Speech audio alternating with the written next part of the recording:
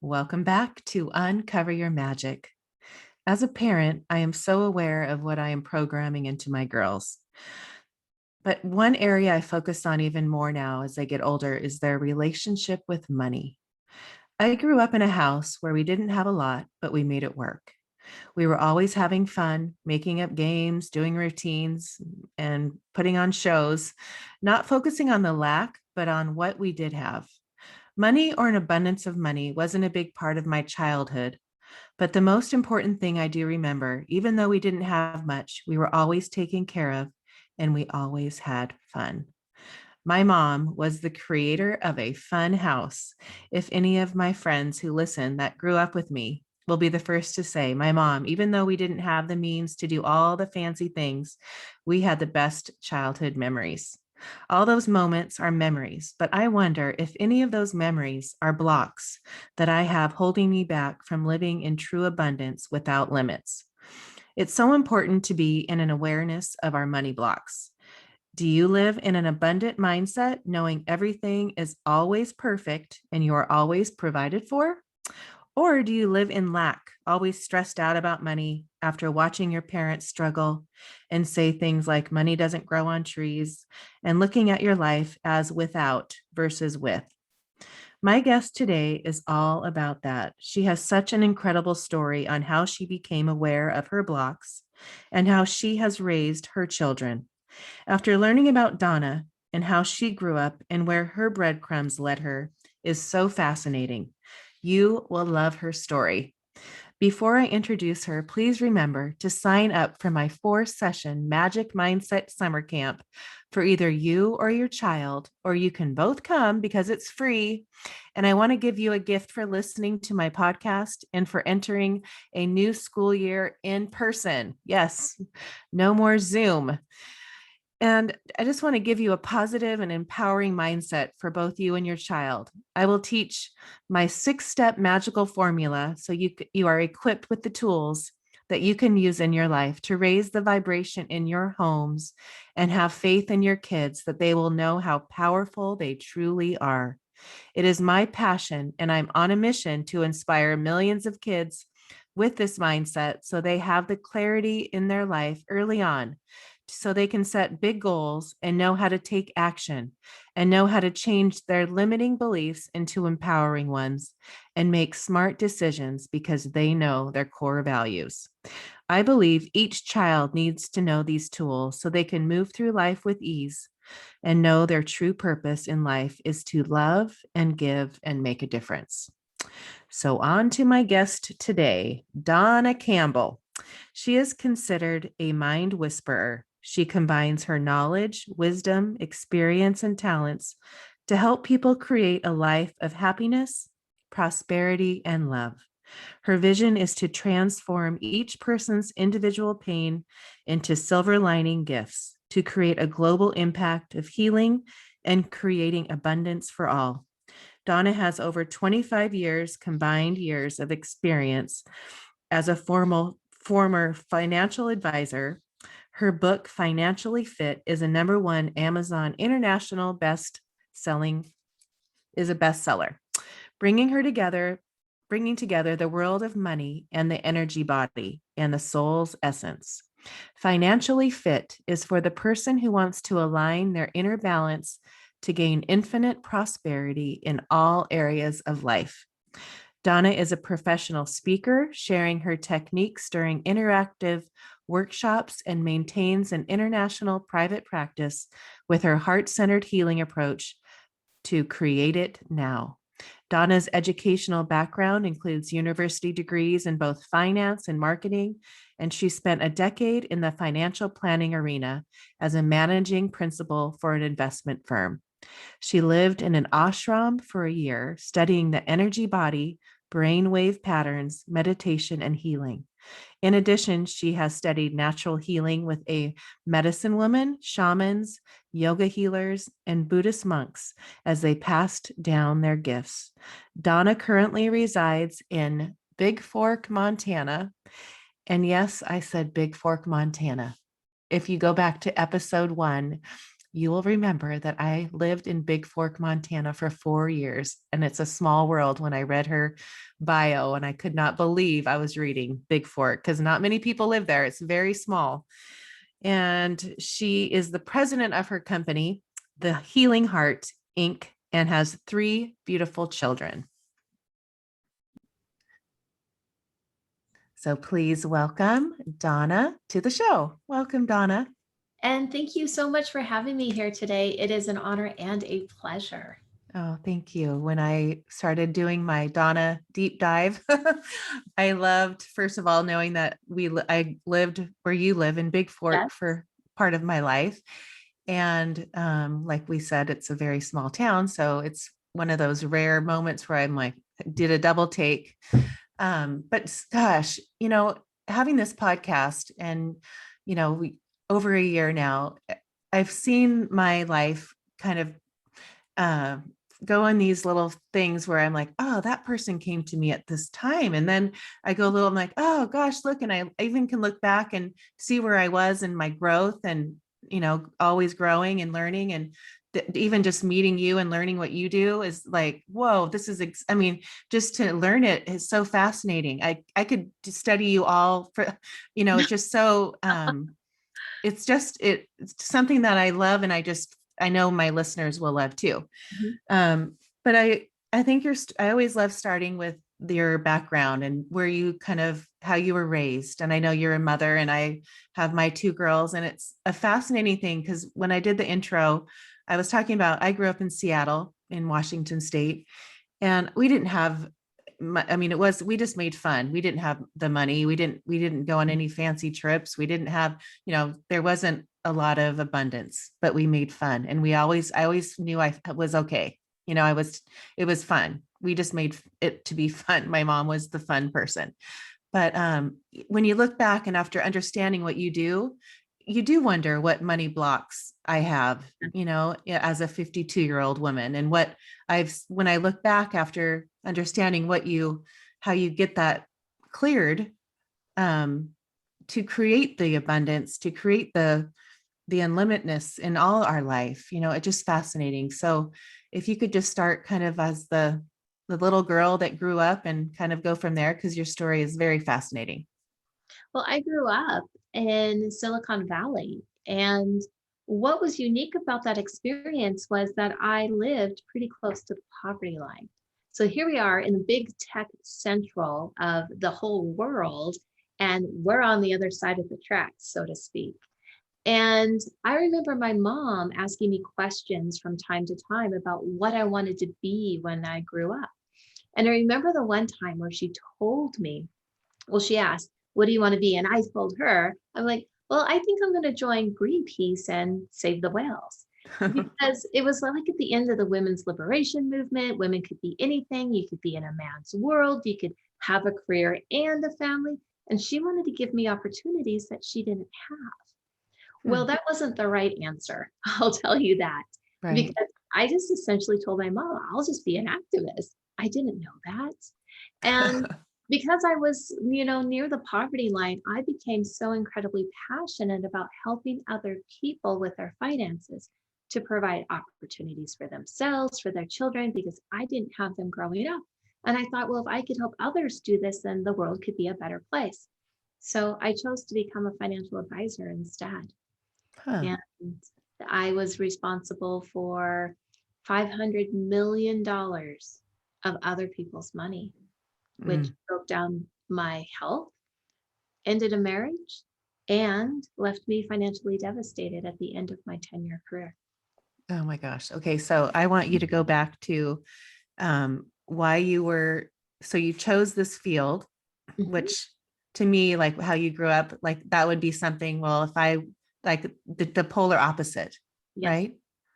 Hmm. And then you learn this, you get married, Hmm. and then you have your children, realize that you're not feeling well. Yeah. And then talk about that, because that's when I know the shift happens, because you go from trying to figure out what's going on with your body in connection, now knowing that it was with what your life, like dis-ease, right? The whole thing with anything that goes on internally, is usually what's going on in your world, right?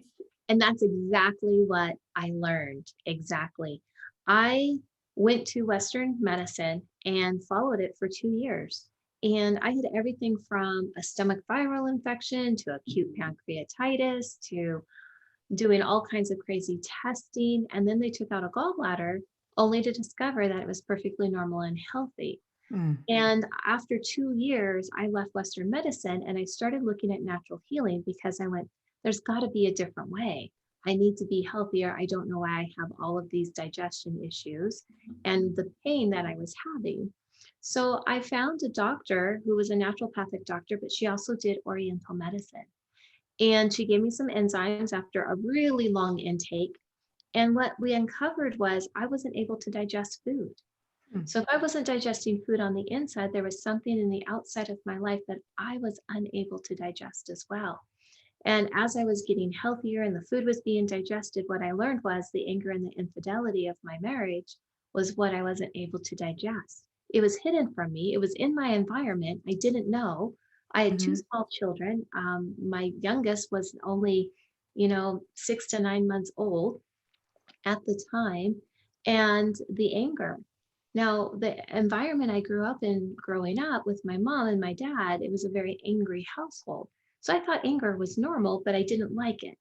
So when Right. I was married, there was less anger, but there was still anger. So after so many years, I was essentially just digesting anger all the time in all of my environments. And that's what I was eating. So it was eating away at me, which caused my physical level dis-ease within me. Hmm. And then after my marriage ended, a few months later, he was moved out of the house. I was happy.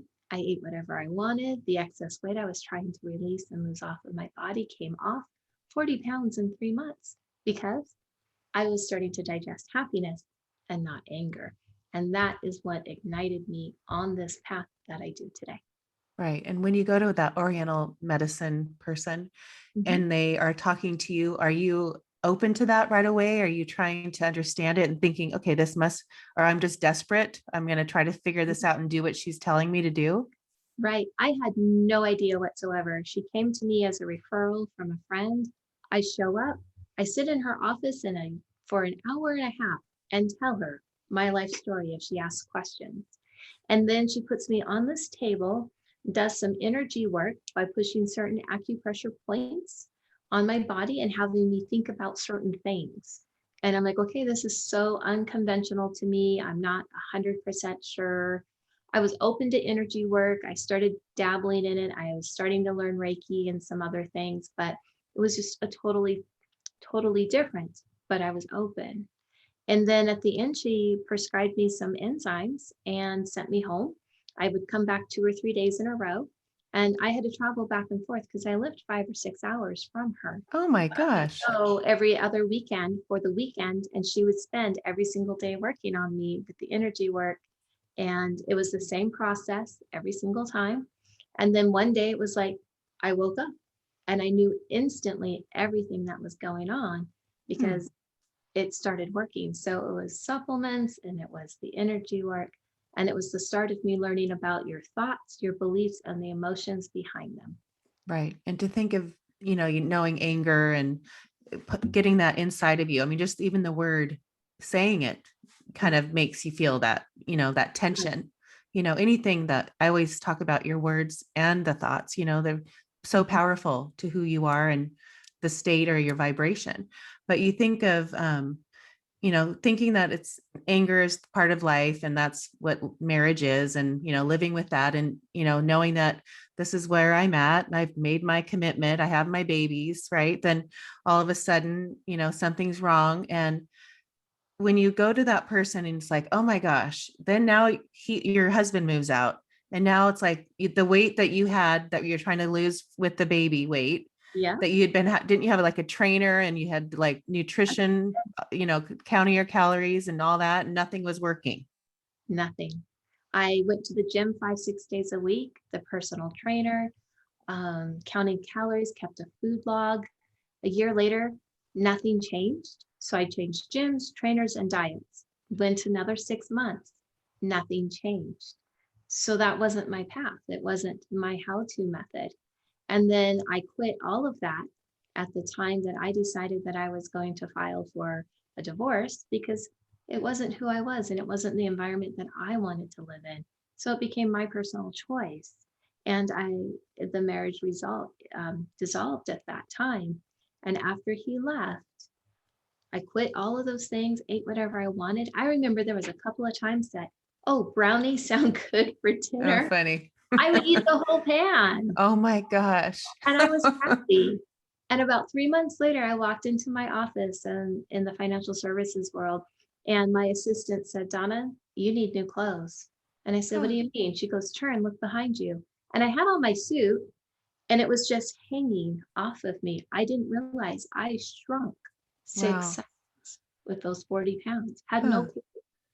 I really did have to go buy new clothes because it didn't look Oh, right. that's fun.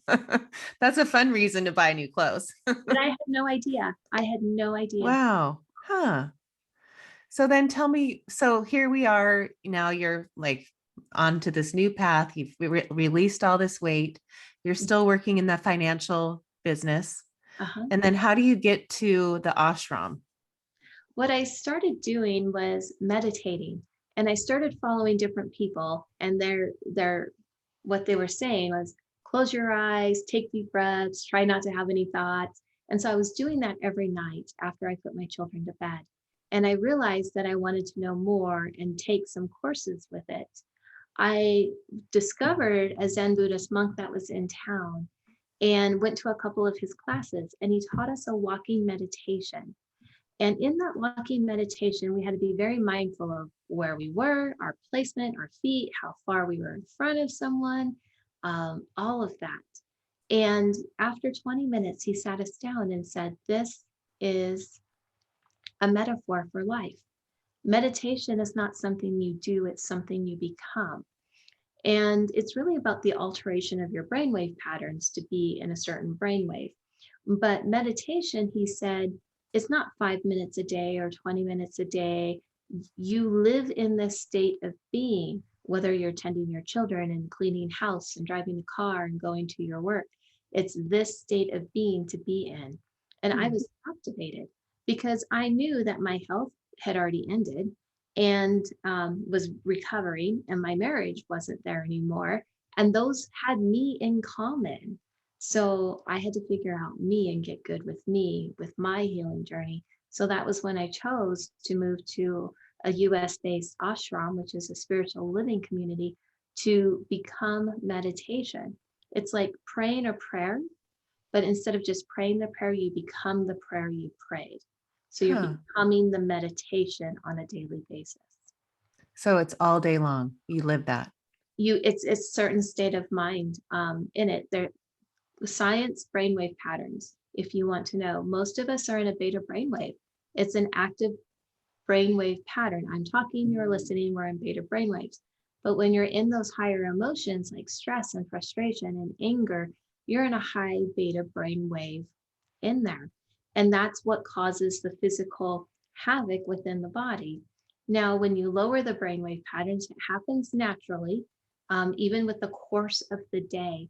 So the next brainwave pattern is an alpha brainwave, and it happens and takes place in the frontal lobe. And what it does is you picture what you want, you visualize it, or you think about the vacation that's coming up next week. You're engaging in alpha brainwaves.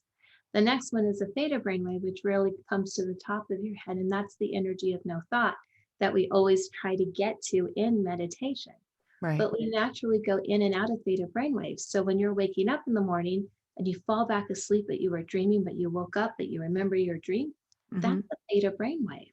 Hmm. So it's about living in those states, the theta and the alpha, more so than the beta as a lifestyle and keeping it there. And it has to also do with the frequencies, how many cycles per second it is, and how it affects with the earth energy field in the Schumann resonance, which is, I want to say 7.86, 7.83. And that's the natural vibration frequency of the earth. It means that the energy cycles 7.83 seconds or around the earth's 7.83 Oh, huh. per second. And a theta brainwave and an alpha brainwave right at the point where they intersect is right at that energy there. So that's where we really truly want to live, to have a life of balance and peace and calmness.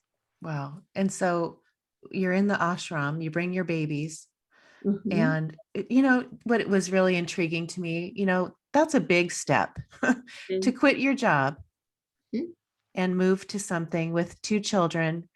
knowing, And I mean, really, but when I was listening to that, it was in my mind, it was she's listening to her intuition. She's knowing what the next step and she's going and she's saying yes. And I always say to people, when you hear that voice and you question it and you have the fear and you have the block and it's like a cement wall, and then you don't go through it, or climb over it, you're still going to be stuck in that spot. And to know the magic is on the other side of that wall and to take that step and kick down the door, I always say.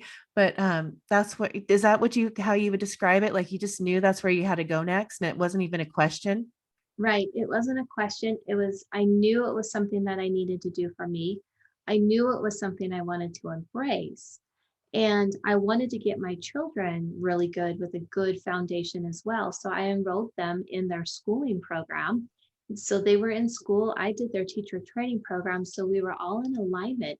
And what that gave us was a really good, solid foundation and base. Now that my children are older, they don't have very many memories about that time, but how they grew up and who they are and who they became, they're Huh, very solid I bet. individuals. Oh, I love that. I can't wait to hear what they do. But so you finish the year and Mhm. now you're enlightened and now it's time to go on. You decide to what? Create a business, start healing, like figuring out your little specialty. Mhm. Yes, but not quite exactly. I had one more set of lessons to learn, and I understand today why I had to learn them. When I left the ashram, I was in a partnership with another person, and it was a spiritual partnership, and we were supposed to help each other and live in this lifestyle. But we ended up moving to Missoula, Montana, for a very short time. And it was after that experience and after moving out of the ashram that that person chose to become physically violent towards me. And because of that, and that's not acceptable to me either, I left. And I remember meditating, prayed, everything after I left, driving back to where I started, saying the prayers of, if I, keep me and my children safe, and if I'm meant to follow this path of healing, then, I will dedicate my life to being a healer and study and learn and help myself and help others.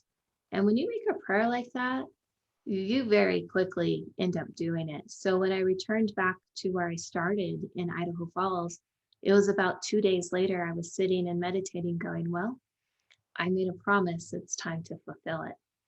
And then I had tried to go back into the financial services industry also at that time, because being securities licensed, you can only go so many years without being held by a broker dealer.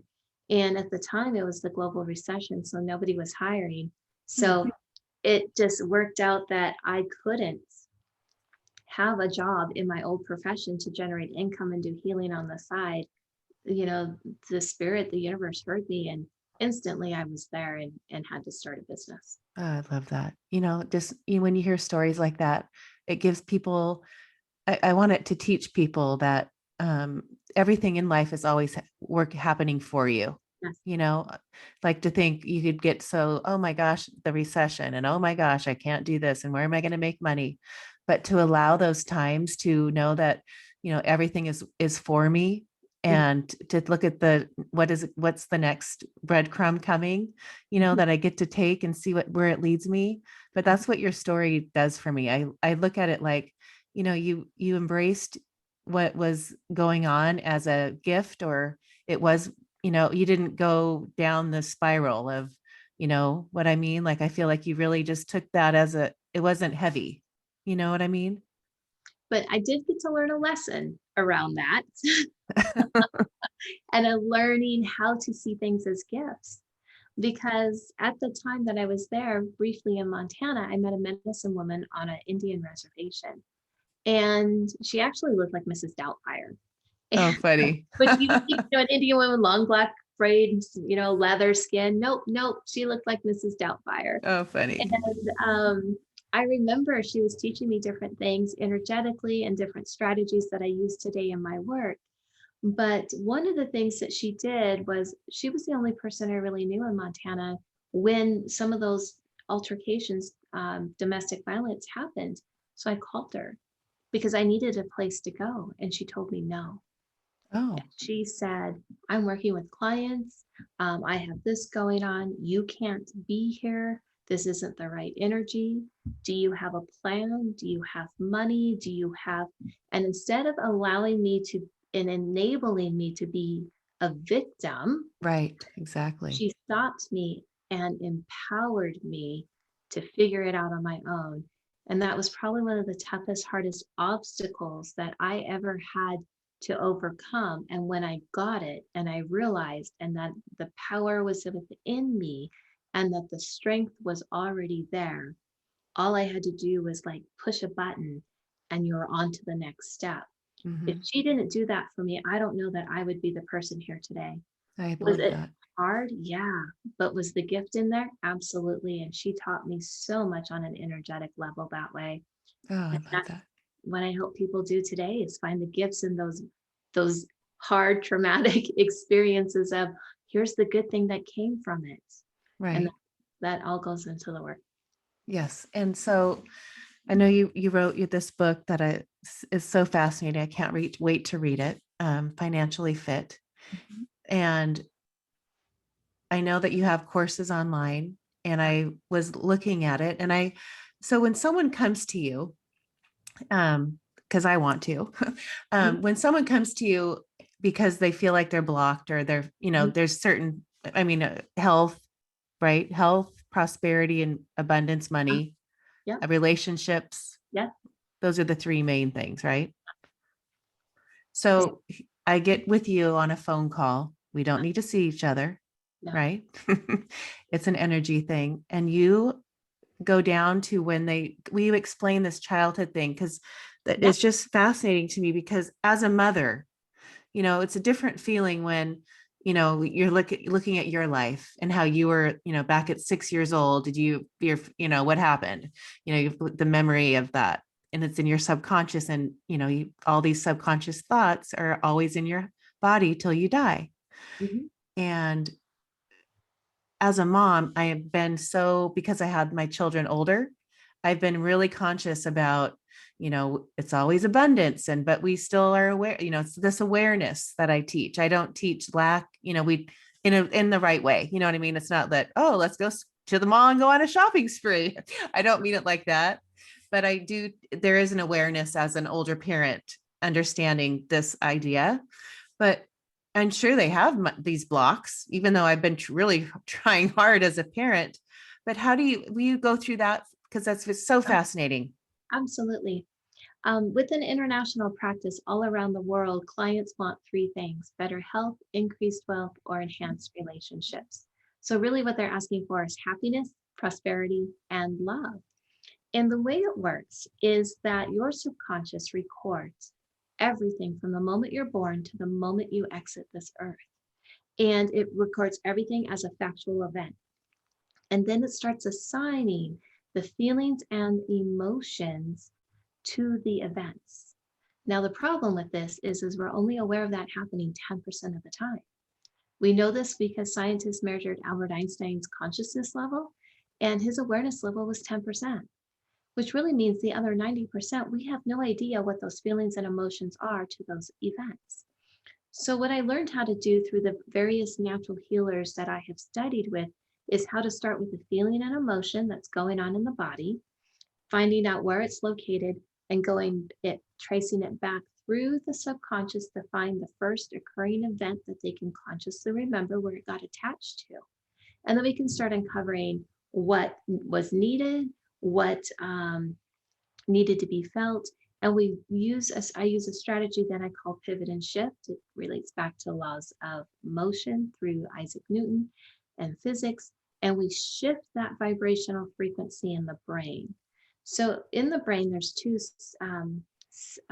neurons, and in the middle is a synapse. And that's where the chemicals get created, the hormones for our body, but also where the feelings are. So that's why when you feel an emotion, you feel it throughout your entire body, not just, oh, I have anger in my right, my right hand. We Right. don't say that. That's silly. It's throughout the whole body. So when we change that frequency and we teach the brain something different, because in every moment, every possibility exists, we just, the subconscious just got focused on anger or on frustration, and it failed to look at all the other possibilities. So then we make that change to what it was. Maybe it needed to be kindness. Maybe it needed to be generosity. Maybe you needed to feel loved and nurtured. So when that shift happens, the brain instantly creates a new chemical and you feel that flush go through your body. And then it has a new pattern of behavior to behave by. The event still happens, but how you feel about the event is what changes because we opened up the spectrum to release the subconscious from being stuck in one energy. That subconscious works as an automated response system. So if it's stuck on frustration, whenever situations come to you, you're just always going to respond in frustration, even though you're trying to override it differently. And when we change that, when it gets associated to the event at that point in time, to say like, happiness or nurturing, then instead of the automated response system being frustrated, it's going to come back and give you, kindness or generosity or happiness, whatever those words are that you needed at that time. So each person has their own unique experience with that. Okay, so this is where I'm taking this class right now, this Mhm, course, and we're talking about, your limiting beliefs, mhm, and we all have limiting beliefs, yeah, and that, I'm becoming aware of my limiting beliefs, and they, they can be where you react, right? And you realize, oh my gosh, that's a limiting belief. What did I, what I wonder what that is, and then we go deeper into it's called a manifestation event. And so we, dial down and wonder, is it serving me? Is it not? And mhm, then it gets like, it'll still become the right. trigger, but then you're like, oh, I didn't react. And then I'm learning. Is that what you mean? Like it's a Yeah, limiting, is that? but it goes a layer deeper Okay. because a limiting belief could be, um, I'm unwanted. So you Right. can change that to I'm wanted. But in order for that new belief to propel and move forward, it has to have an energy or a fuel. So the law of attraction says change your thoughts, change your beliefs, you change your life, your thoughts create your reality. Well, if you imagine your thought like a car and that car drives, well, in order for your car to go forward, it needs gasoline. But there's different grades of gasoline. There's diesel, there's hybrid cars, there's electric cars, there's cars that run on corn oil. And if you put in the wrong fuel to the car, that car's not going to go anywhere. Right. It just isn't. And if you put in the right fuel, that car will drive a really long time.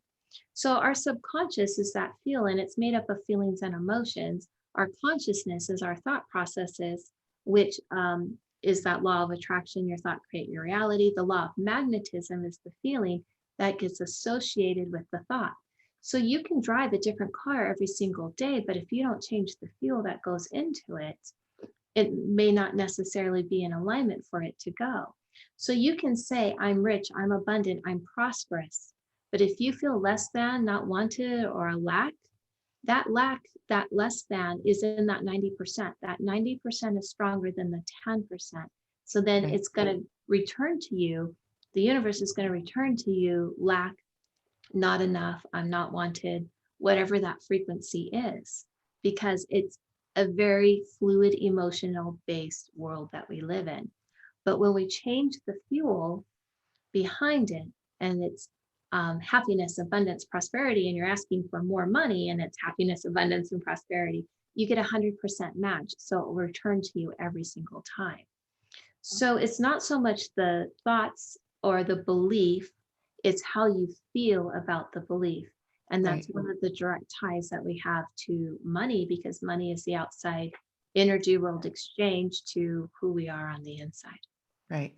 So I'm always about the feeling, Mm, I teach that, it's all, feel what it's like, visualize what does it feel like when you get that, A on your math test, I mean, when I'm a parent.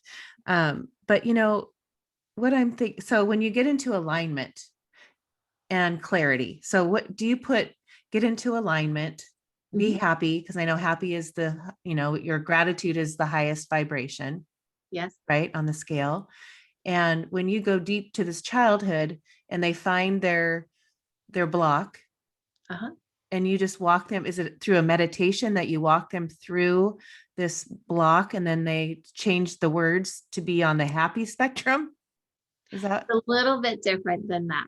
okay? Tell I'm in me. meditation and I go into a deeper brainwave, but I'm still talking at the same time because our brain is so complex. You can run multiple brainwave patterns at the same time. And through laws of physics, we can share in an energy field in an energy space. And there's space in between you and there's space in between me. And inside of us, there's a shared space. So I know how to energetically merge, and then when we ask for the change, you have to give your conscious permission for the change. Would you like this without that? Would you like to have kindness without frustration? And the moment you say yes, probably a second before, because you just thought it before you said it, that energetic change starts happening. I flip into an energy of no thought. I go into a deeper theta brainwave. And then from there, your transition takes place inside of you.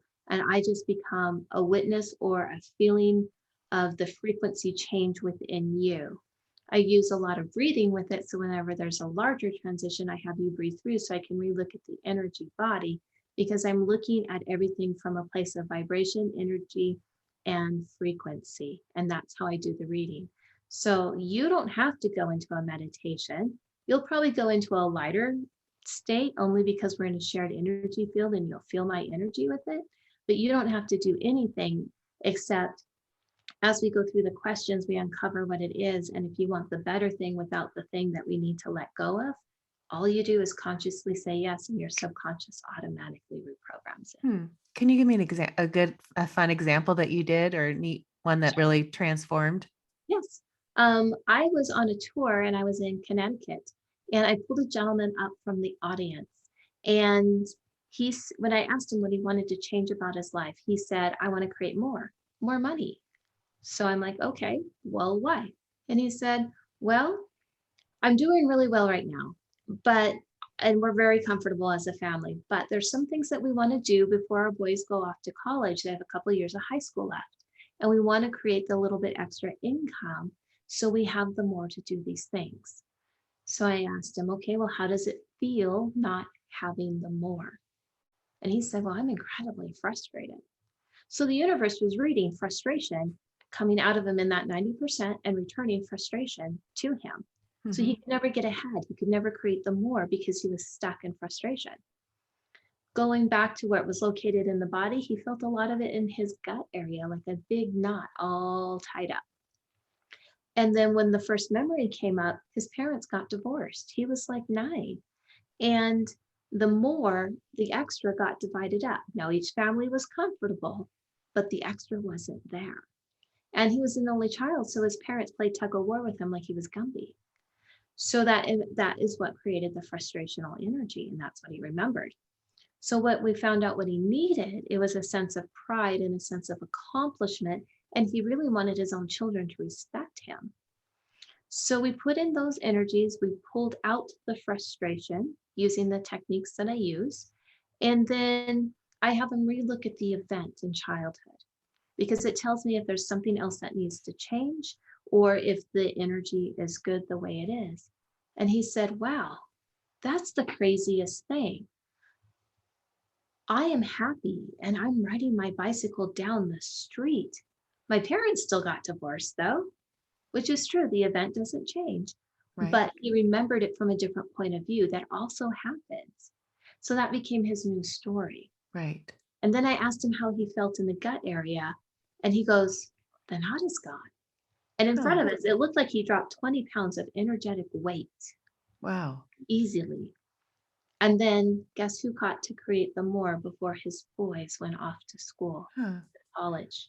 He did. And that's exactly where they're at right now. And they got to do those things as a family. just by changing the frequency that was propelling his action steps forward, those thoughts forward. And that was the only change that took place. That was a 15-minute example. I didn't dig down real deep to that's something we would do in a client session, but for a demonstration, but it Right. instantly changed and he still got the result that he needed. Huh, neat. I heard that there was something I listened to where you'll know how you value money or your belief on money when you look in your bank account, like your Mhm. beliefs around money. To Uh-huh. like if you're always in lack mind, like Right. you're always like chasing it. Is Mm. that is that what you believe? Right. And how you grew up plays a huge part in it because how your parents interacted with money, you energetically learned how to interact with money the same way. You might do something a little bit different today, but that's where the basis of it was. My mom always told me money is a secret. You don't talk about it. You don't share it with anybody. It's That's something between you and your husband. It's a secret. Hmm.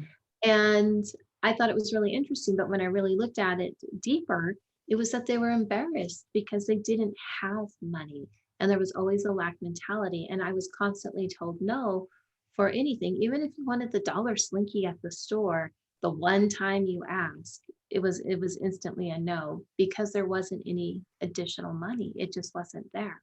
Hmm. So I got my first job at age of 14 because I had to start taking care of myself if I wanted to, make sure I ate lunch and bought my own clothes.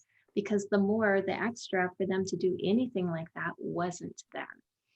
And that's why. But when I got older, those subconscious beliefs, those energies, those feelings were still a part of my paradigm. So even as a financial advisor, yes, it was a lack mentality. My bank accounts reflected that. And that's how I felt about it. But after working through it myself, and it's changed, it's a whole different paradigm today because I don't feel those energies anymore. I feel something totally different because I use the same process on Hmm. myself. And I was my own first client. The real interesting part is that money is outside of us and it's an energy. But that energy with the money doesn't do anything until you apply an energy to it. And it takes the energy of what you are feeling. So if you feel lack, your money's always going to return lack to you.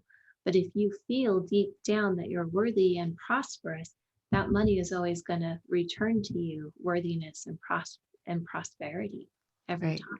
Oh, yes. I love that. How did you raise your older kids? I know you have a 10-year-old Mhm. that's still at home, but the 17 and 19-year-old, Yes. how Um, did you raise them with money? and that's a great question. It was very open about it. I approached everything from a very supportive standpoint. We would talk about money and we would uncover and we would look at it and see what we could and couldn't do. But my children were always they were very individualistic. They were very empowered and they had a strength of their own. So instead of them coming and asking me for XYZ, they would figure out how to do it for themselves. And if they couldn't figure out, they would come and ask for advice. Or they'd say, even questions like, hey, can I stay out until X time? And it's like, well, what do you think? What is best for you? What do you have for tomorrow? So I taught them the critical thinking skills. And they would say, well, I really don't want to go and I'd rather not. So can my mom just tell me no this time? And I can just say my mom said no. Right? I would support them in their decisions. And Right. if they wanted to stay out, if I didn't think it was a good idea, I would share and explain why. And if it was, then yeah, go for it. Be home by this time. So we would do that, including with money. And so they're incredibly responsible. Um, my oldest is in the military. He's getting married. They have jobs on top of it. And they're very financially setting their cornerstone at a very young age. And then the next one down that was with me during this time, she's 17, but she's finishing online high school and works full time at the Veterans Hospital as a certified nurse's assistant. And Huh. she's 17 Wow. because she wanted to do that, not because I told her she had to, not because we have, lack of income or anything like that. It has nothing to do with that. But that's what she wanted to do for her and to get ahead in the career force in the line that she wanted to be in because she wants to go get her RN. Right. So she started in high school. Huh. With your mom, how she was like, you have, what are you going to be? And you had to Yeah. like, well, how dare you think you're going to be a Greenpeace? But, Right. did that like in your mind trigger you? Like, I am not going to I'm going to let my kids be free to be them, be free to do what they are, just their passion is. Right. I don't know that I thought that when I was like 9 or 10 when my mom was doing that. What my mom really wanted for me was the best for me, like any parent. She just taught me all the ways not to do it so I know how to do it for me and for my children when I had children.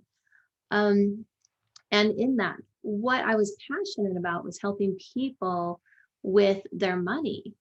Now, my how to method wasn't the right how-to method for me. Being a financial advisor and a managing principal wasn't the correct pathway, but my passion was. So now I do the same thing, just completely differently, and it works um, in that way versus, what the world says, well, here's the career that you follow because this is what you want to do. And then it didn't work for me. Huh. I know you teach numerology, Yes. and I am all about that. Mhm. So I always lately, because I just feel like we're all kind of ascending right now into this after the 2020, I believe this like energy is different. And do you feel that way? Oh, yes, absolutely. It's a completely different energy this year than it was last year. Yeah. Last year, 2020, it added up to a 4. Fours are about foundation. It creates a square in a geometrical shape. It's about structure and about building. Well, in order to build something, something has to sometimes be torn down. And with the pandemic and everything else, you either got really good at building something new to move forward, or it recorrected you onto a pathway to do something a little bit different, to build it a different way. And if you followed that, 2021, 2 plus 2 plus 1 adds up to a 5. 5 is about change and travel and freedom. So if you built a good foundation the year before, then you're experiencing the travel and the freedom and the changes of today. So it's a whole different energy because you're starting to reap the rewards that you would have built last year. And looking at it on a year basis, when we go to 2022, it adds up to a 6. And a 6 is all about love and family and connection. So we're creating the change now, the freedom to move into deeper, more better connections with love of family. I love that. And I know you look at the clock when it's 444, 555, Mhm. 1111, 123. I have all these numbers. And they're coming out there. I'm more aware of them lately this last year. It's like I was telling my friend, my hair girl, she goes, Ashley, I keep if 555, 444, all these times. I said, I know. And I teach the kids like, that we'll be looking at the clock and I'll take that moment to say, we used to be 1111 where I just sit and say, thank you, God, for this amazing life. Thank you and I do a minute of constant prayer. Mhm. I still do. But now with the 555 and my husband will be in his office, he'll yell 555, or whatever. But Mhm. tell me what your meaning is. How do you put meaning on those little signs? Signs, for me, there are a lot of synchronicity. And if you see repetitive number patterns, there's a meaning and a message in there for you. So I look at numbers all the time and quickly denote the meaning of it. But one of the favorite ways that I use numbers in numerology was there were certain number sequences and patterns I continually saw. And just like you, I used that as a reminder to, oh, all right, my favorite number is 811 in the world. Eight's about abundance, 11's a master number. It adds up to a 1. When 8 plus 1 is a 10, so it's a 1. So it's new creation, new beginnings. And I would use that number all the time if I saw it on the clock or my bill added up to it to remind myself, I'm abundant, I am prosperous, I am these things. And I used every number sequence that I remember seeing for that way. And I talk about that a little bit at the end of the book, Financially Fit, of how you can start reprogramming part of your consciousness by using number sequences that you see. Huh. Oh, I love that. But it's so whenever we have an address, I always someone's Mhm. moving. What's the address? I gotta Yeah, add it up, you know? because it's the energy of the property. Absolutely. Totally. Yeah. And it always is exactly that. It's Mhm. exactly that. You know, um it has never been wrong, I guess is my point. But going into the like thinking of what you do for people and now Mhm. you're going to go back and you're going to get back into like more in-person events. Yes. Is that what your goal is? Yes. Moving back towards the live stage, professional speaking. We've been digital here now for a while. And at the end of the month, I'll be at an event in Chicago. And then after that, we're hopefully putting together and doing a West Coast tour. And Oh, then fun. we go on to larger stages in October. So, yeah, back to live stages. Neat. And when you say we, you and you have a I have a group of people that I'm with. It's called the Mentor Studio, and a group of us speakers, and we'll be going out different places to do different shows as we can. So that's why I do say we, because I'm a part of this group to facilitate and to do that. and they all have different modality. They all talk about something different, not Different, just, correct. oh, that's, oh, fun. So with your book, Uh-huh. Financially Fit, will you explain, because the chapters that I was looking at and how you actually have a course on that. People pay Mhm. you to run a course through that. Yes. Explain that because I was looking at you first go through the childhood. There's 6 steps. Right. Basically, there are. And what it happens is in the beginning of the book, Financially Fit, it talks about where you are in your, going back to your childhood, how you felt about money, how to look at it from an opposite point of view. The middle part of Financially Fit is about creating and manifesting in this current life where you are in the moment and how that works. And then the last part of the book is really writing your own financial affluence story. So it's like resolving the past to be in the present moment to create moving forward. The coursework, the book is the foundation. So the coursework is really learning and fine tuning all of those pieces so you can do it for yourself, you can do it for other people. And there's 2 different courses. There's one that is the Financially Fit program, which is a 2-day class to go through it. And then I have a longer version of it, which is over 6 weeks, where you actually have homework to fine tune and we stretch out, really go deeper into the different levels and add more of what is in the Financially Fit book into that. So you can create really a life of wealth, prosperity, and abundance. And that's what Financially Fit is all about, living the secrets to an abundant and prosperous life. And Hmm. that's how I designed the coursework. And when you talk about the story, so at the end, it's someone developing this new story instead of the old story. Are Yeah. they writing their dream story? Like how, like when I tell my kids, like, I want to hear your dream life, what it Yeah. looks like, when you go into 8th grade, talk about it from the end and Mhm. tell me all the things that happened. So is that what they're doing? Yes, except we're bringing it into the present moment of where you are today. So it's not hanging out there in the future. It's not tomorrow, but it's today. And it starts happening today. And we program it that way in this new vibration. So you have it today.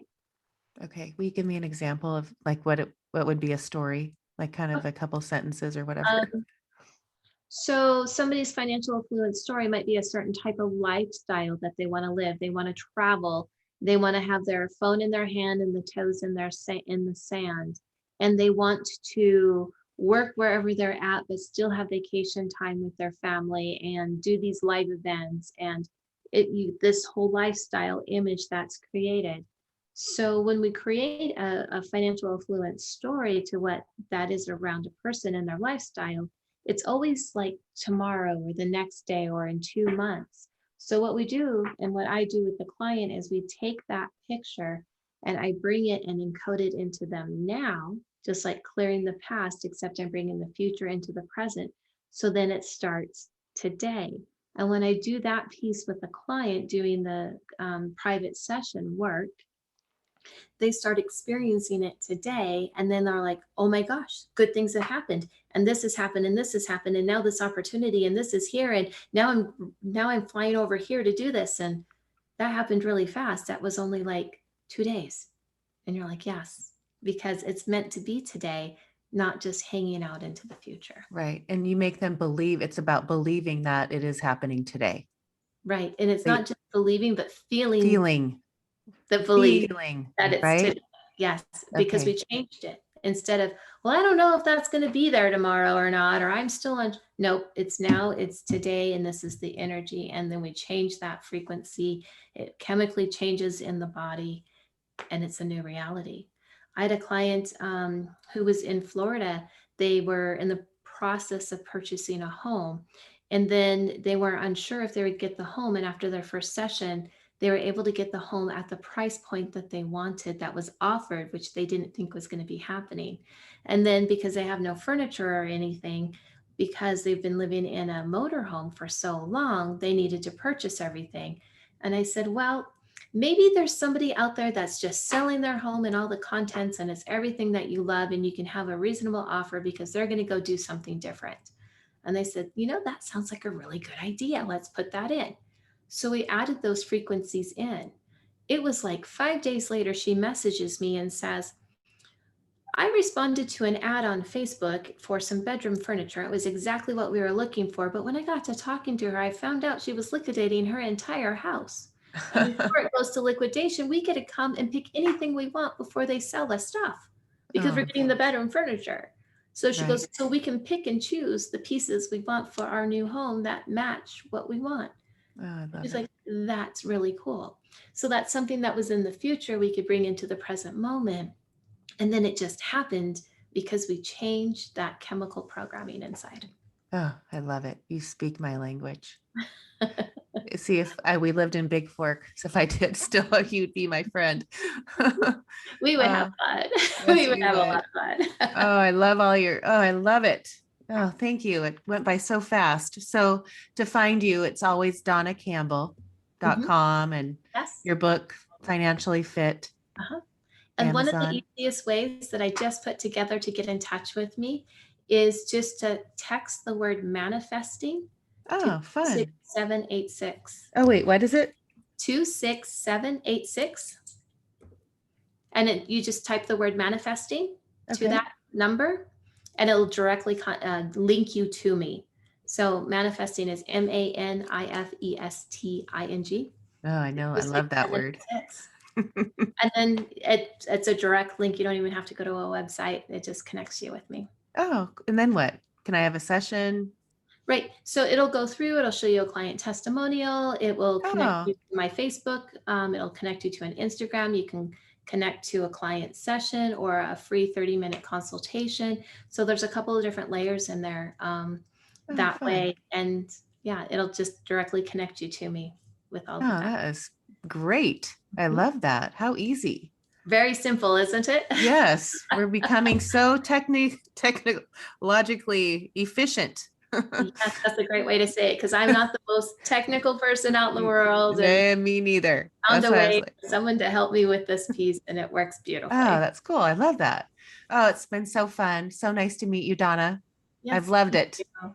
This was just amazing, and I love the name of your show, so it's just Oh, thank beautiful. you. And I love you. And I love the message that you have are sending out in the world and what you're doing for people and the just what I see this world becoming, Mhm. and what people are going to be drawn to you. And you're just going to be so busy that it's just, I guess this new year, these new years, even looking, talking about the numerology and looking ahead and what we have to look forward to Yes, and what this world is coming to and what we get to be part of, like right. we chose to be here in this time We to move this of this whole whatever world up this next dimension, and it's so fun. absolutely, and it's all about finding those gifts in the moment, and there's Yes, a gift every single day. yes, there is always the magic. Look for the magic, so I always say. Anyway, so nice to meet you. Thank you. It was great being here. Thank you. You're welcome.